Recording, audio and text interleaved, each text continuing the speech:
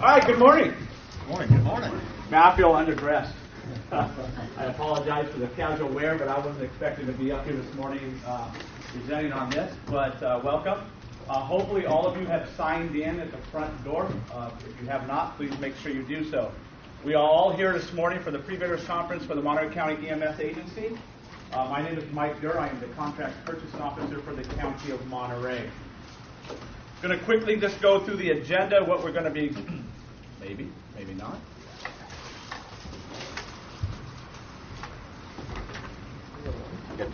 Oh, never mind. Got it.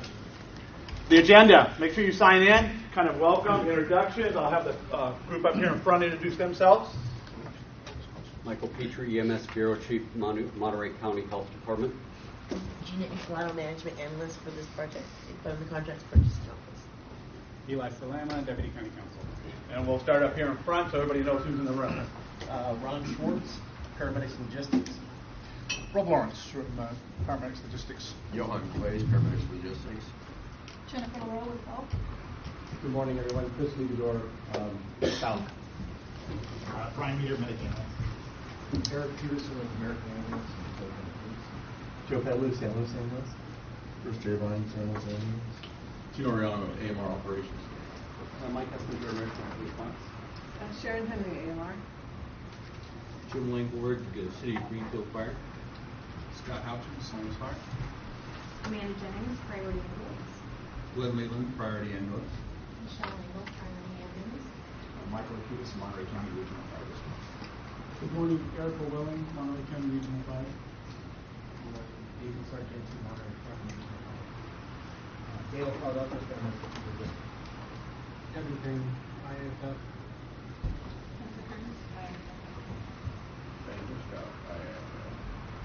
Greg Castro. Steve Brooks, EMS Agency, Monterey County. Laura Wallen, Monterey County EMS Agency. Everybody, EMS Agency. Louis Beach EMS Agency. Teresa Rios, EMS Agency. Stephanie Young, EMS Agency. Alpha Jimenez, Director of Health, Monterey County. All right, well, thank you. Just I'll let you know, too, that we are recording this meeting, okay, for future references. We'll talk about the bidders conference proceedings. We'll go through the RFP process, the schedule of events, and the RFP definitions. The RFP overview and highlights. We'll talk a little bit about the designated contact. Will be a break time, and then we'll do a collection of bidder questions and proposal deadline. We will not be taking questions during this meeting. We're going to be doing a presentation to you all. There is a question deadline in the timeline of the RFP that you need to follow and adhere to. Your point of contact is Gina Incolato. Is your point of contact going forward from this point forward? Do not, please, I remind you, do not contact any other parties within the county. Okay, that has to do with board of supervisors or any department head regarding this RFP. Any and all questions and comments for this RFP are directed to Gina Incolato. Okay, if it is found that you are badgering or undue questioning to other parties, your proposal could be deemed unresponsive and rejected by the county. Is that clear? Okay. So the nearest bathrooms are out this door to the left. Okay, if you need to go. Nearest emergency exits, there's one to your right and then one to your left out this door here. And then one here as well. Meetings being video recorded, as I stated. It'll be put on the EMS website at completion. Again, this pre-bidders conference provides potential bidders the opportunity to ask questions and comment in writing. Okay, we're not going to take those here verbally. That is in writing. The bidders conference does not have an oral question comment period. All questions and comments shall be written, again, sent to Gina Incolato as the point of contact for this RFP. Questions and comments will be collected by county staff. All questions will be responded to in the form of a written addendum to the RFP and issued out and posted on the website as well. Okay? Presentation content does not replace or supersede the official language in the RFP or any accompanying addenda. The RFP is the official language. And that's what we're going by for this process. Okay? Disclaimer. Always a disclaimer. The RFP and written addendum are the only sources of information upon which bidders may rely. No statement or representation made outside of the RFP or addenda, whether at the pre-bidders conference or otherwise, reflects the scope requirements or meaning of the RFP, and no such statement or representation shall supersede the terms of the RFP or addendums. Schedules of events and definitions. So the RFP schedule, we issued it January 10th. We are now here today at the Mandatory Pre-Bidders Conference. Deadline for questions. This is an important one. Make sure you follow that. January 30th, 1500 local time. Okay, we will not take questions after that. Questions answered and addendum will be issued February 26th. The proposal submittal deadline is May 1st, 2019, 1500. Proposal submittal deadline means that it has to be in our office in date, staff, and time. It doesn't mean it's in transit with one of your delivery companies, FedEx or UPS or anybody else. It's got to be in our office by that time and stamped. Responses opened and announced to the public May 1st, 2019 at the EMS agency office here in this building. The selection committee meetings are scheduled for May 15th through the 16th, and then notification and negotiation agreement finalized is June 2019. We are expecting to go to the Board of Supervisors' decision in July at one of the board meetings. That will be agendized and notified. And then the implementation period is August 2019 through January 2020. And then the service start date will be February 1, 2020. Okay. RFP definitions and terminology. The contractor, formerly defined in Exhibit G, when capitalized and used during the RFP process for Monterey County RFP 10671, contractor is used synonymously and with the term bidder or proposer. Okay? When capitalized and used in an agreement, contractor is the qualifying entity that has been awarded the contract by the Monterey County Board of Supervisors. No definitions of terms, time points, and time intervals in Exhibit G. Okay? That is my section. And I'll now turn it over to Mike. Thank you. Good morning, everyone. First, I'd like to thank you all for taking the time to attend. I think Monterey County is a great county in which to work, and we'd love for one of you to be partners with us. I'd like to go over some of the key concepts inherent in this RFP. First is an emphasis on the triple aim. We want to continuously improve the clinical care that's provided. We want to maintain and control costs, and we want to improve patient satisfaction. We're trying to shift the paradigm from quicker is always better, or paramedics are always better, or more paramedics are always better, to getting the right resource to the right patient at the right time at the lowest reasonable cost. The RFP provides for measured EMS system adaptation, including the use of BLS ambulance for lower acuity interfacility and 911 calls, non-ambulance transports for welfare and institution code 5150 patients and behavioral health patients, case management of high users, treat and refer, and referral of low acuity calls. The EMS agency's priorities. This is very important. We want cost containment and to provide members of the public the best possible service at the lowest reasonable costs.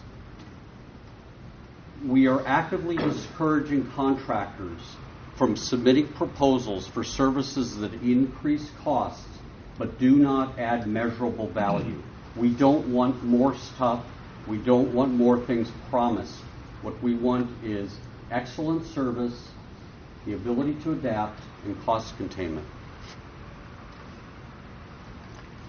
The term of the agreement is 10 years to amortize capital costs over a longer interval. This is an EOA for all ambulance transport, emergency, interfacility, ALS, BLS, critical care transport, and standby with transport. There is a behavioral health carve-out, and I would note that behavioral health carve-out is in effect now, so when you're doing your call calculations, that will not change anything. I would also note, when you see numbers like this, these are references to the section in the RFP. We want the full use of the medical priority dispatch system. In the future, response will be based on clinical acuity. As I said, we'll incorporate BLS ambulances staffed with at least one expanded scope EMT for lower acuity 911 and interfacility calls. The response areas are based on call frequency and location rather than population density. We'll talk quite a bit more about that in a few minutes. We have response time penalty forgiveness for superior clinical performance. A lot of us have heard we have to incentivize more than response times. We're doing it. This is a significant financial incentive for superior system-wide clinical performance. We want to integrate case management, alternate transport, and foster EMS innovation. Next, we're going to talk about the minimum, or our minimum qualifications are based on the services that will be provided in this contract, and we'll talk more about that in just a minute.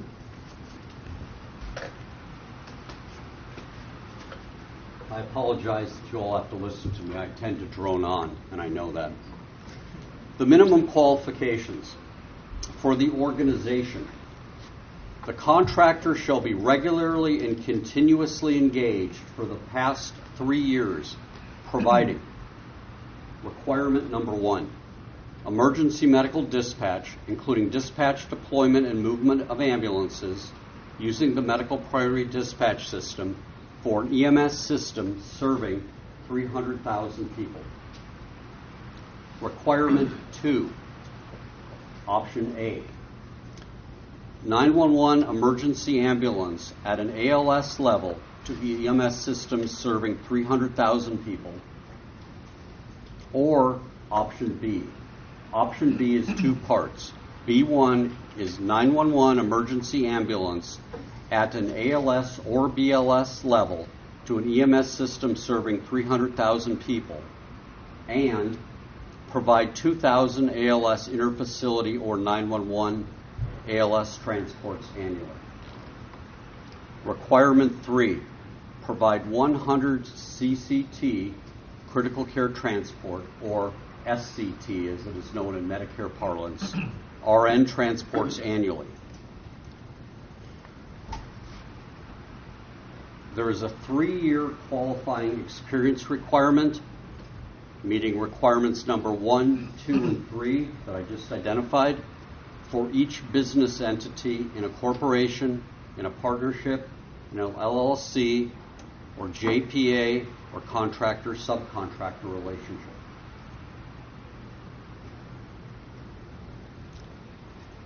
There are also minimum qualifications for the key leadership. The key personnel must have 3 years experience in the last 5 years in similar roles. And when we say key personnel, we mean the operations director, the operations manager, the clinical quality and performance manager, the clinical education and training specialist, and the communications manager. Each of these 5 positions must be 1.0 FTE, exclusively dedicated to Monterey County. Additionally, the contractor must directly employ all of those key personnel, EMS supervisors, emergency medical technicians, emergency medical dispatchers, and paramedics. We also have minimal qualifications listed within the RFP for financial condition, financial stability, working capital, organizational ownership and legal structure, continuity of business operations, licensing and permitting, government investigations, history of litigation, contracts in good standing, requirements to disclose contracts with EMS system participants in Monterey County, references, debarment, and suspension. I won't elaborate on each of those individually, but I'd simply note there's an exhaustive treatment of those within the RFP.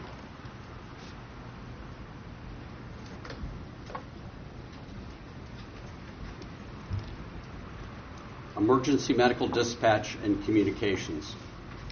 The contractor will be a secondary public safety answering point and be designated as the Monterey County EMS Communications Center. They will provide emergency call taking and dispatch from a location within Monterey County. They may perform non-emergency call referral or nurse advice lines or Omega from within or from without the county at the time the EMS system is ready to do that. There are two options. First, option A is from a self-managed EMS node located within the Monterey County Emergency Communications Department. Option B is from your organization's own secondary PSAP located within Monterey County. Communications center redundancy is required, meaning that there be a backup location to take over dispatch in the event there was a local failure. Additionally, the center must be accredited by the International Association of Emergency Dispatch as an accredited center of excellence within 18 months of service start. We want full capability emergency medical dispatch using medical priority dispatch. That includes receiving 911 and other medical calls, interrogating callers, classifying calls, providing dispatch life support, including pre-dispatch instructions and post-arrival instructions, dispatching ambulances, deploying and managing units, assuring emergency medical dispatch quality through active and integrated emergency medical dispatch quality improvement programs. We also want the Monterey County EMS Communications Center to function as an EMS watch center. This should not require additional staffing, but let me explain what it is. We simply want the ability to maintain good situational and resource status 24/7, 7 days a week. We'd like, if there's a major incident going on in a nearby county, we believe the leadership of your organization and our leadership should know about it. We also want the EMS Communications Center to function as the Monterey County Disaster Control Facility, or as it is called in some state documents, the Operational Area Patient Distribution Center. This may require the ability to surge staffing, but I would encourage you to look out in Region 4 in the Central Valley. Regional Disaster Medical and Health Specialists, and each of the counties, San Joaquin County is the coordinating organization because they have performed this function in their jurisdictions for about 20 to 25 years successfully. We also want the Communications Center to provide, as authorized by EMS system policies and procedures, call referral of low acuity calls based on medical director developed policies and procedures. Here comes the tough part. We're going to talk about response zones, response areas, measurement and metrics, performance standards, and peripheral provider agreements.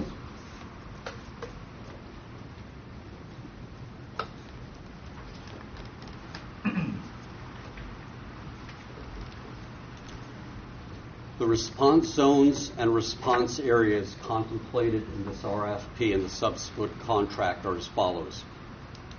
The county is now going to be divided by this dark black line, segregating the north zone from the south zone. And this is created to ensure equity of service in both regions or in both zones.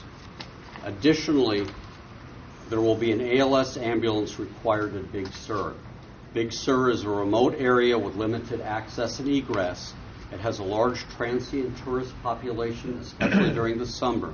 And in 2017, it was isolated for 8 months due to a bridge collapse and mud and rock slides. I cannot emphasize strongly enough that before submitting a bid, you and your key operational people should drive the county, because this map in no way approximates the complexity of the geography within this jurisdiction. And I want people to be successful, and that means knowing what this really looks like. Response areas. Excuse me. You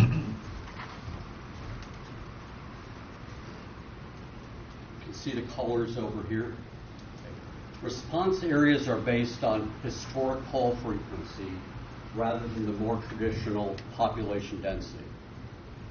In making that transition, green could be considered an urban or a suburban area, yellow could be considered a suburban or a rural area, orange could be considered a remote area, and red could be considered remote, wilderness, or a frontier area, depending on which jurisdiction you're looking at. As we were preparing the RFP, we identified that the use of population densities and terminologies varies greatly from the feds and the state and from one local jurisdiction to another. Population densities are second-order proxies of call generation, response location, and call frequency. Whereas by mapping the location and frequency of previous calls, we get a much more direct proxy for where calls will occur in the future. Additionally, call frequency-based response areas promote health equity because populations generate calls at different frequencies. For example, there's a difference in the call generation between the elderly, between healthy 20-year-olds, those in high-risk occupation, drugs and substance abusers. Further, population densities do not consider homeless, who often are high users and often have high complexity problems, nor do they consider undocumented people. Switching to this methodology captures all of those. It also quantifies it. Population densities also ignore transient populations, such as on freeways or at special events. And by using the call history and call frequency, calls at special events can be exempted from analysis and specifically staffed, such as at a high-demand rock concert or a race or something like that. In addition to that methodology change, we've added that response areas and response zones will be reviewed and revised every 2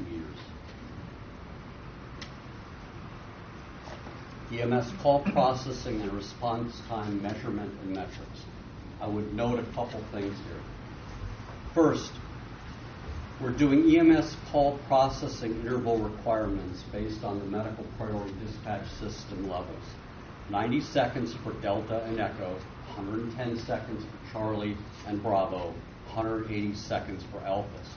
And I want to emphasize for those in the system now, the EMS call processing interval is a different time interval than is currently being used in the Monterey County EMS system. Using this interval prohibits an unscrupulous provider from gaming the numbers in this area. We also set response time performance standards that are indicated within the RFP. We'll talk more about those in a minute. We also have a 15-day variation in measurement dates. For example, instead of measuring July from July 1st to July 31st, we will use a random number generator, generate a random date between the 15th and the 31st, and go back the previous 30 days and look at the time. Again, that stops the gaming of staffing of ambulances to have them low deployment at the beginning of the month and then adding units in at the end of the month if it becomes necessary. Additionally, there is a 100 call minimum per bucket for compliance evaluation. We understand this will have the undesirable side effect of meaning some months there will not be a number to report formally, but we will still review it and measure it. Could I ask everyone to take the handout that they have that contains this slide?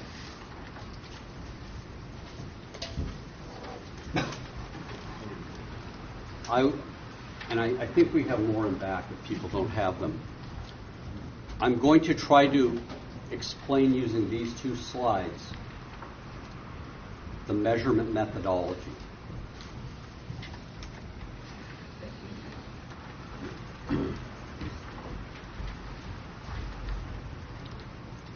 For priority 1, a life-threatening emergency response, there's a segregation by response areas, green, yellow, orange, and red. These are the minutes expected for 90th percentile performance. And then there is also a secondary segregation by north and south. So it's response area and response zone. It is that way for priority 1, priority 2, priority 3, and priority 7. Priority 1 and 2 are code 3 responses. Priority 3 is a code 2 response. Priority 7 would be a 5150 or a behavioral health call without a medical condition. Now, to understand how that would be measured, we've put together this document.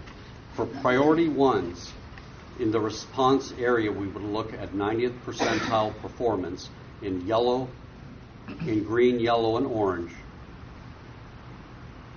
in the north zone. In the south response area, there is no green, so we would look at 90th percentile performance for yellow and orange. Okay. It is the same for priority 2 and for priority 3s and priority 7s.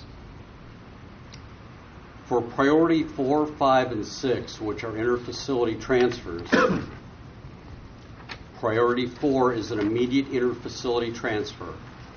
The expectation is in each of these zones, green, yellow, and orange, that an ambulance would arrive on scene within 60 minutes of the request. Now, hospitals are only located in green and yellow zones. For a pre-scheduled interfacility transfer, the expectation, if it's more than an hour, is that the ambulance would be there at the time requested. For critical care transport, it would be within 60 minutes of the time requested or at the time requested.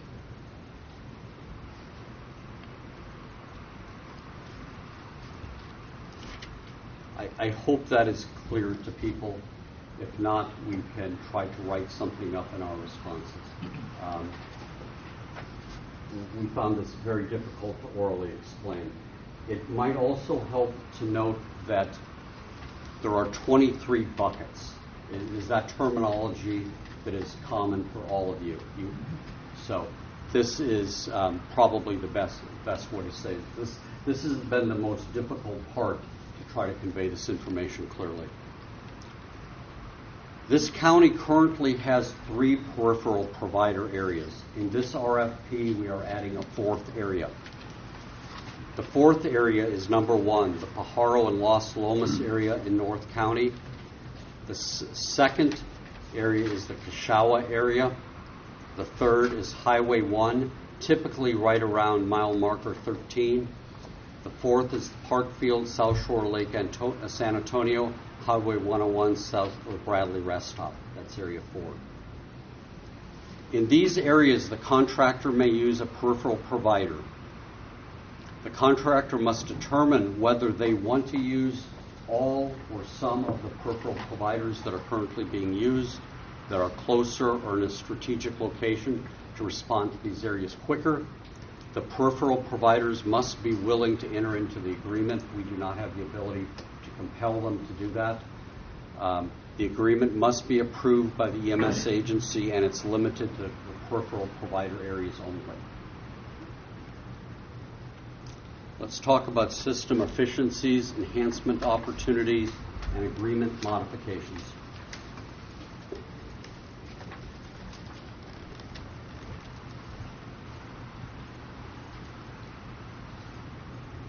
The use of medical priority dispatch is mandated, and we expect that it to be continuously receive quality improvement review.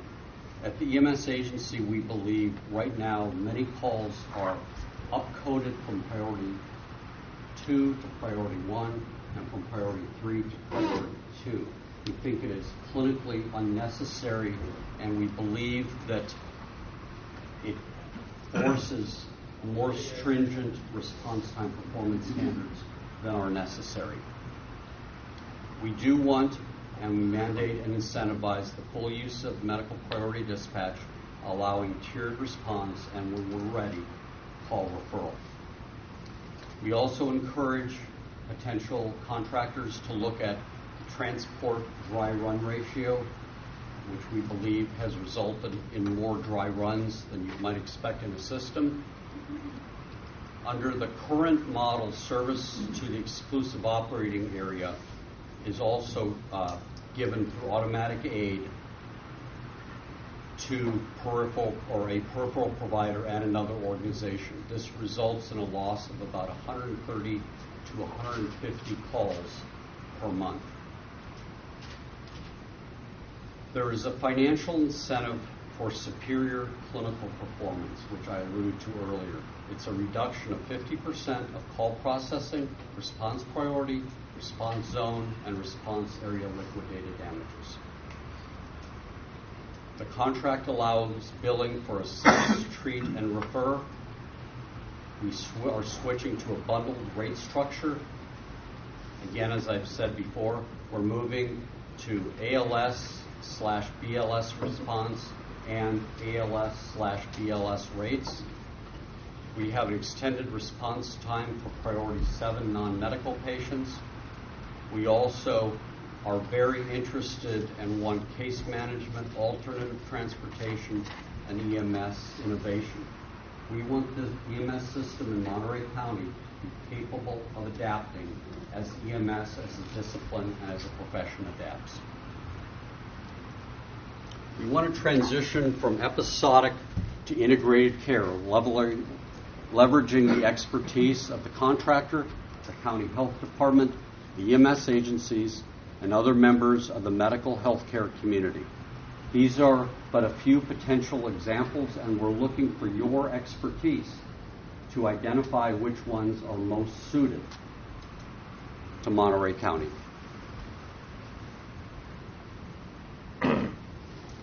We have designed the agreement that it may be modified with the approval of the EMS authority. We had numerous talks with them throughout the development process. The agreement may be modified to improve efficiency in clinical care. We may modify response time performance standards, response patterns, response areas, and response zones, all within the EOA based on clinical evidence or science. I want to be clear, what we're looking for is not a way to decrease costs at the expense of patient care. We're looking for ways to improve the efficiency of high-quality patient care that may have a decreasing and commensurate reduction in costs. We want to implement case management, alternate destinations, non-ambulance transport, and treat and refer programs. Any modification must be approved in advance by the EMS authority. The RFP also provides for medical pilot projects and research.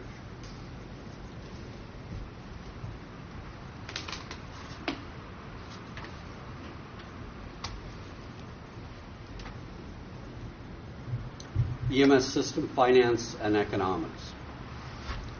The objective is that the provider or the contractor fund required capabilities but does not provide a kickback or inducement.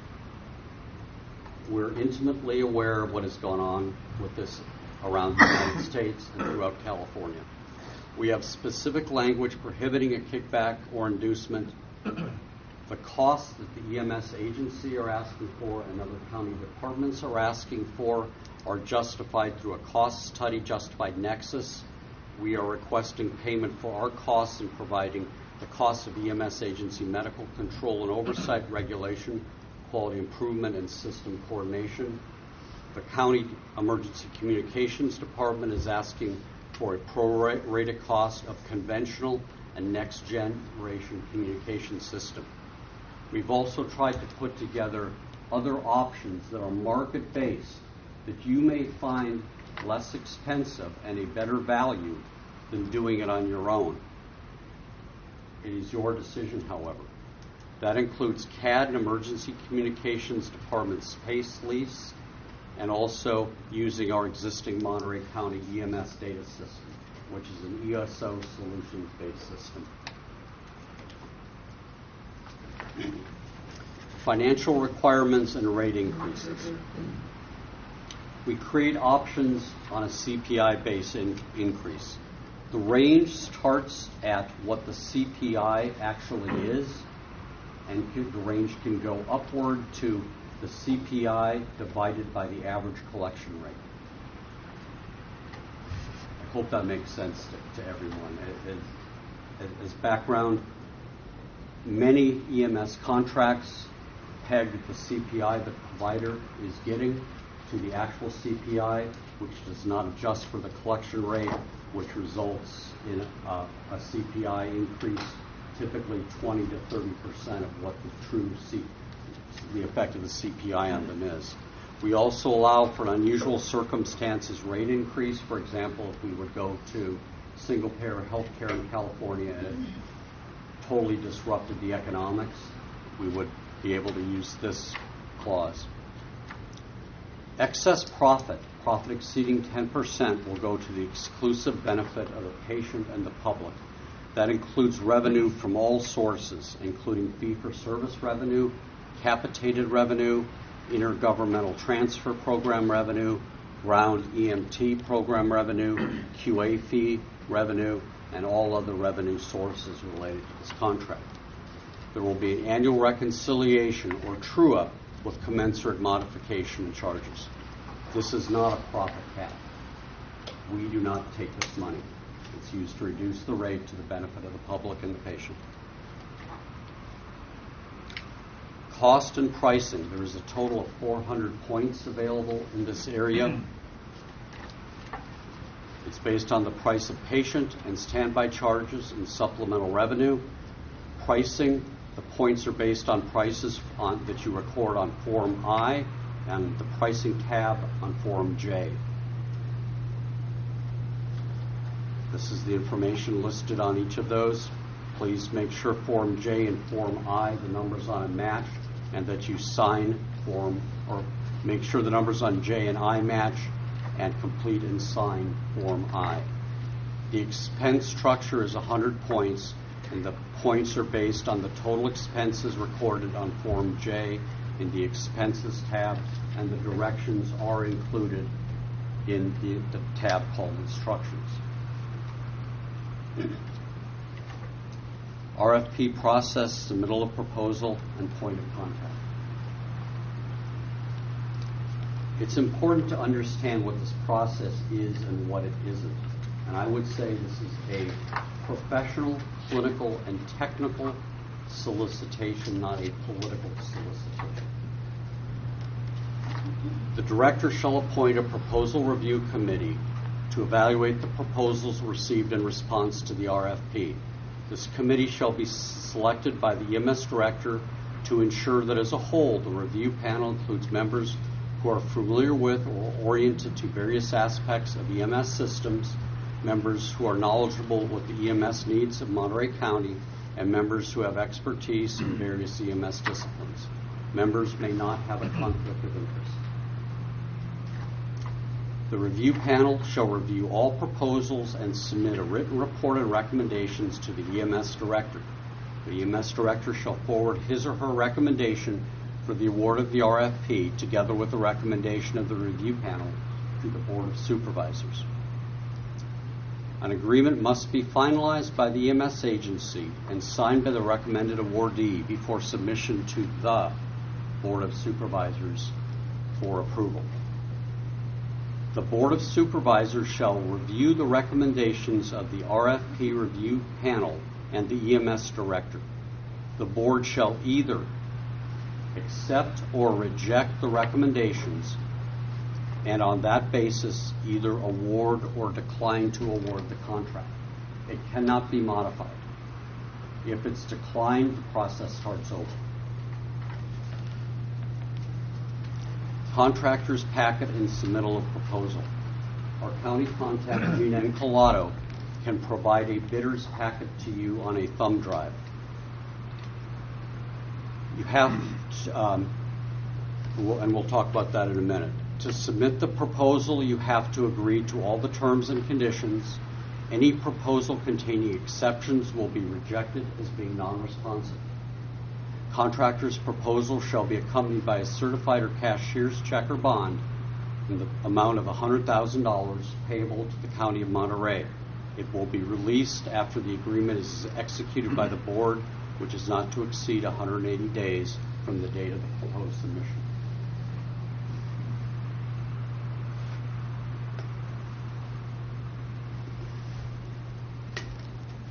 All RFP questions, comments must be in writing and are due to Gina Encalado no later than 1500 hours local time, 3 p.m., January 30th, 2019, tomorrow. The contractor shall not contact county officers or employees with questions or suggestions regarding this solicitation except through the primary contact person listed.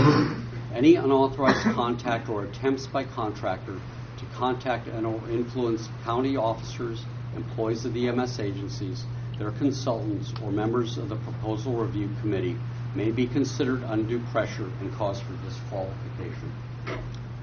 Here is the contact information for Gina Encalado. Her phone number is 831-796-1336. This information is also prominently located within the RFP. I'm providing information that many of you may want to reach out to. The president of the Monterey County Fire Chiefs Association, Doug McEwen. His phone number is 831-275-1700. This information is not in your RFP. His email is D as in Delta, McEwen or McCowan, MCCOUN at cityofmarina, one word, .org.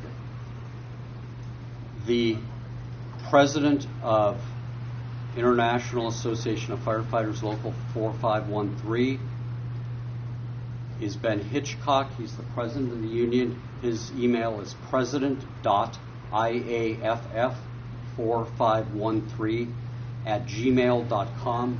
His phone number is 831-320-5897.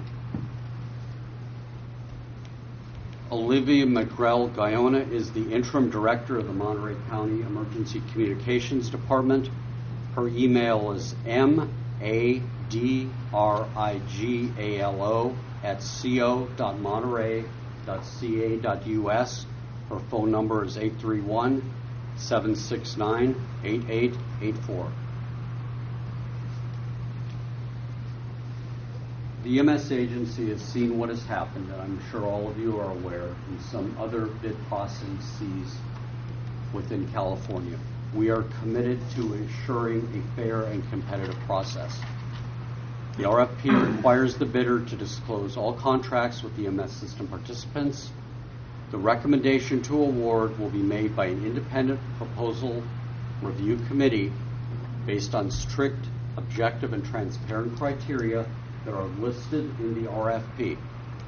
The EMS agency may decline to recommend award based on collusion, and we will refer any potential collusion or interference to local, state, and federal law enforcement and regulatory agencies for civil and criminal investigation, and I am deadly serious about this. Retroactive discovery of collusion, bid rigging, anything like that will constitute an irreparable material breach of contract.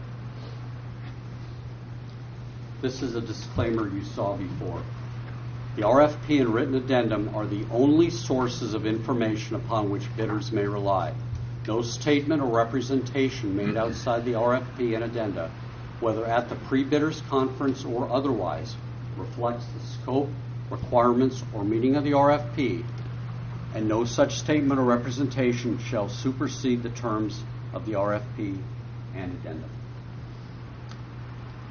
We're going to take a break right now. By my watch, it is 9:45. We'll take a 15-minute break till 10 a.m., and we'll reconvene at that time, and we will collect the bidders' questions, written questions now also. Thank you. Okay, we're going to go ahead and reconvene.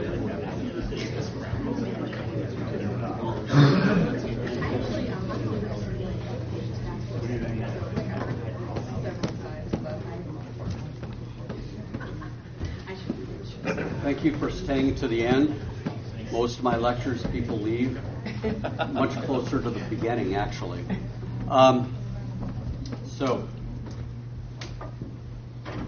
I do have some information for you.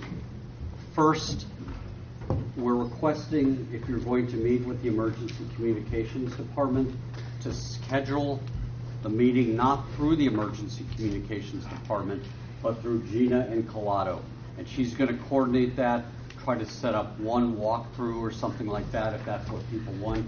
The reason is we have to make sure people are getting the same information. Secondly, for those of you that have filled out Exhibit D, which is a business associates agreement in the RFP, Gina is prepared to give you the bidder's packet on a thumb drive.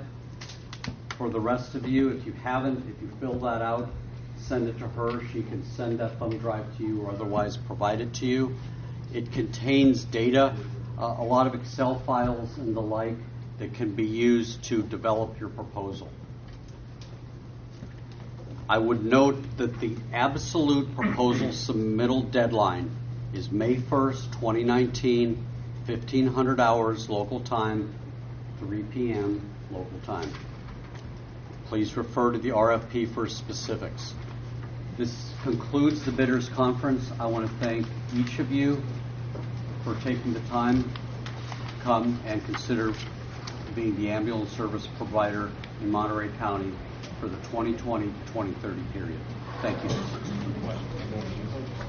All questions go to Gina. Mike? We do have one public question though. On section 3, how do you want us to do that? There is something that's due actually at the bidders conference. Do we just submit that to you now regarding exceptions? Yeah, okay.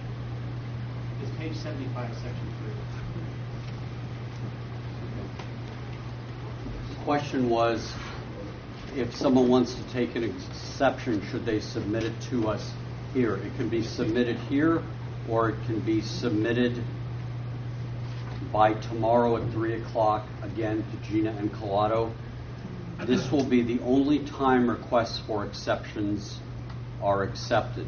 Once we release the addenda, things are locked down, and to take an exception after that will be cause for rejection. Thank you. That's it. Can you repeat that?